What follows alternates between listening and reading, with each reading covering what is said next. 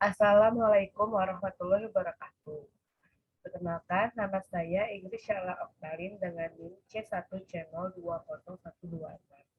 Di sini, saya akan mempresentasikan hasil kerja saya untuk mata kuliah penganggaran dengan dosen pengampu Dr. Wirmi Eka Putra, SE, MSI, CIQNR.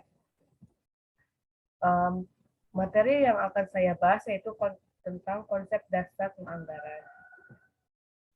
Selanjutnya, penjelasan mengenai pengertian dan kegunaan anggaran. Anggaran adalah sebuah rencana yang disusun secara sistematis dalam bentuk angka dan dinyatakan dalam unit moneter yang meliputi seluruh kegiatan dalam sebuah perusahaan ataupun organisasi untuk periode yang telah ditentukan. Anggaran juga sering disebut dengan rencana keuangan karena dalam anggaran dinyatakan dalam unit moneter seperti yang disebutkan tadi, yaitu pengertiannya. Selanjutnya, kegunaan anggaran. Kegunaan penyusunan anggaran untuk suatu organisasi ataupun perusahaan, yaitu dengan adanya anggaran, perusahaan lebih mudah menentukan kebijakan-kebijakan untuk masa depan perusahaan tersebut. Dan dengan anggaran pun perusahaan lebih terarah mencapai tujuannya.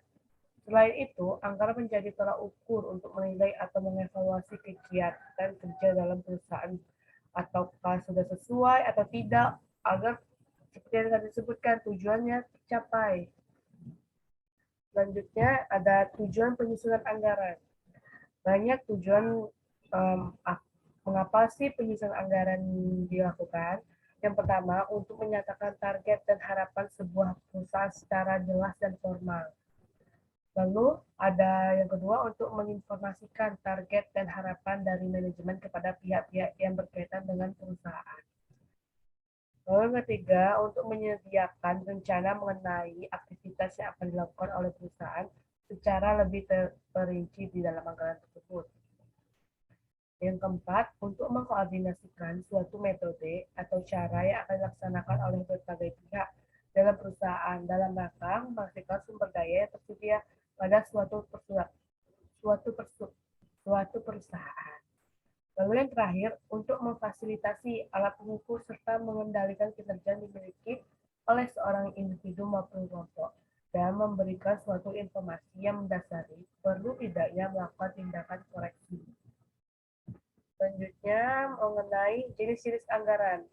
Ada 14 jenis anggaran. Yang pertama ada anggaran penjualan, anggaran produksi, anggaran biaya produksi, biaya bahan baku, anggaran biaya dana kerja langsung, anggaran persediaan, anggaran kas, anggaran laba rugi, anggaran pengeluaran modal, ada anggaran overhead, anggaran program, anggaran raca, anggaran pertanggungjawaban, dan anggaran perubahan posisi keuangan.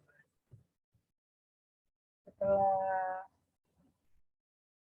membahas jenis anggaran, selanjutnya itu ada keunggulan anggaran.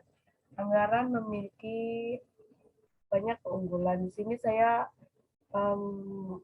menulis ada lima keunggulannya. Yang pertama, hasil yang diharapkan dari suatu rencana tertentu dapat diproyeksikan sebelum rencana tersebut dilaksanakan.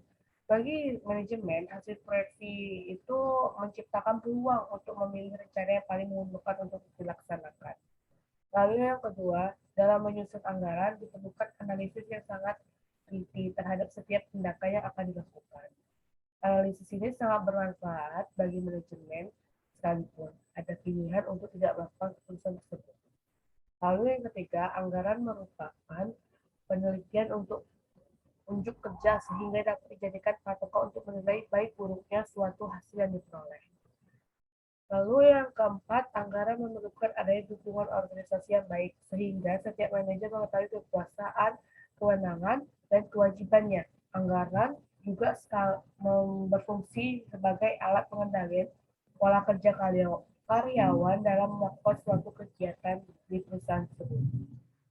Dan terakhir, mengingat setiap manajer dan atau penyedia dilibatkan dalam penyusunan anggaran, maka memungkinkan terciptanya perasaan ikut berperan serta dalam pembuatan anggaran tersebut.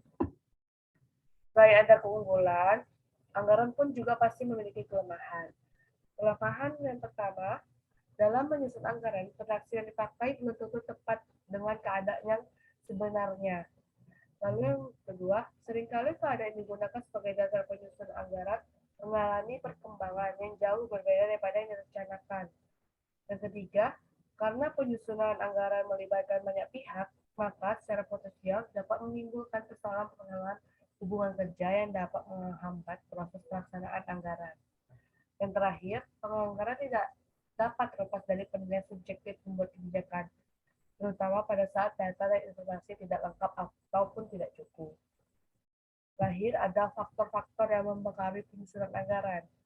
Faktor yang pertama adalah pengetahuan tentang suatu tujuan dan kebijakan umum perusahaan tersebut. Yang kedua, data-data dari tahun sebelumnya sangat berpengaruh terhadap pembuatan anggaran untuk masa depan. Terus yang ketiga, kemungkinan dalam perkembangan kondisi ekonomi yang telah berubah. Lalu yang keempat, pengetahuan tentang sebuah taktik sebagai pesaing dan gerak-gerik pesaing itu bagaimana. Lalu yang kelima, kemungkinan adanya perubahan kebijakan dari pemerintah. Dan terakhir, penelitian untuk pengembangan suatu perusahaan. Sekian materi yang dapat saya jelaskan mengenai konsep dasar penganggaran. Lebih kurangnya mohon maaf.